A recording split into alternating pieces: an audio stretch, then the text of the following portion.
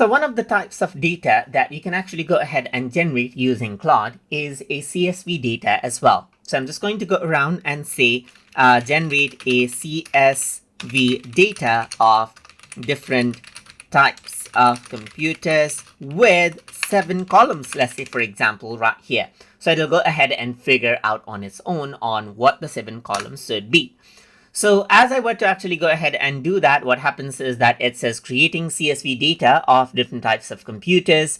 And then you can see that this is what you have. So you got the type, brand, model, processor, RAM, storage, primary uses right here, just like this.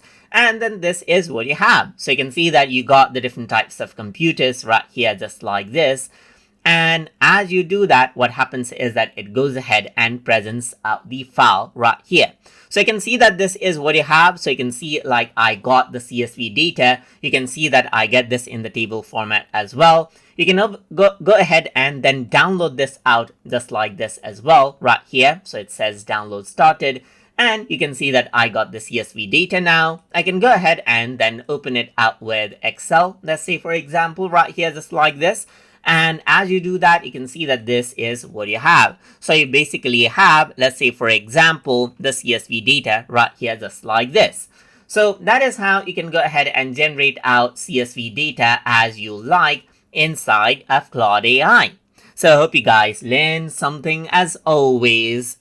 And as always, please like, comment, share, and subscribe.